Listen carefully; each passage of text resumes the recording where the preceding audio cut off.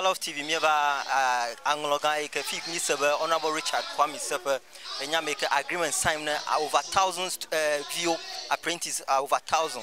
If I have a segoma, let go for your cow. To be a sign agreement over 1,000. If you could support the Agbo Pomula, over 1,000 apprentices honorable.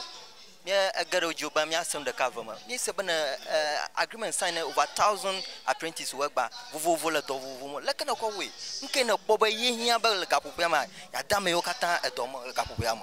Oh, Akpa, Maglani, Uncle Kutaba, Mayamoro from Mabaru, Empino, Yaniba Maru Empino, Malo Domagigi, Tamayo for Papo, Yapaso, remember Yaba Mama Bumo, Umanio Malo, Yaba de Sheba, a door. Malo shoe. Yata Olana Maro. Ta near my back by Yaba. I am not a chama. The Viagaroba, no, you spread on your Maruja, ma da yo doman. Ko Yama Quiba, Rumaya for Feraba Gaka Lama, Manero, Rosobofu, Kakana Kupu, Abba Amakara Kamana, Nakubu, Asobo. Ko Yama Quiba, Matawana Chunu.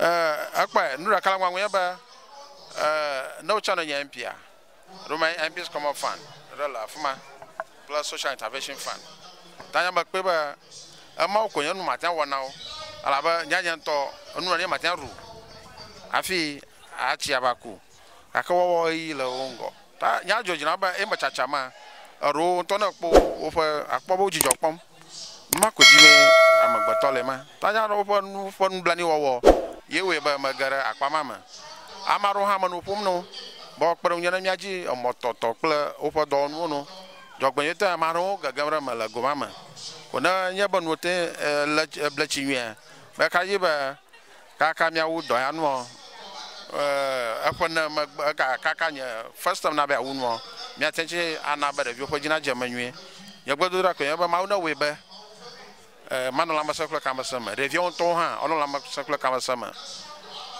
Opa Madamo, Jojinaba, Oloba, York Paranunya. Mauna Yao, Namia Conya. But Miesagomaba, a doa, Truancy, a Domova Gamaji, a Domo Tong, the Cavaraco, O Coba Madamo. Yakena let us know plus Bobo Madame Water. Those seven you also do it over. Oh. Bogboma ala mashama kulema kaka Roma Maro no phone Bogboma or ten attended Tamamo Pomba, I make Blonfia, I make Blonofiaco. Wonha, I'm a Botoniata, Osaga, Mo Catessa Gayao, Gaka, Macariva attended Yaji. Madame Moha, Mwagaja Majima Rono Pumno. Ye mi avion to ha no fom no abala ko wono oglonami cancel session ko to ko bit by bit to babaga la gomama akpa ona mo bona jagwa afon na Ever Love TV la egba fan kakaji akpa na mi we do ma wona yira mi kakaka akpa na thanks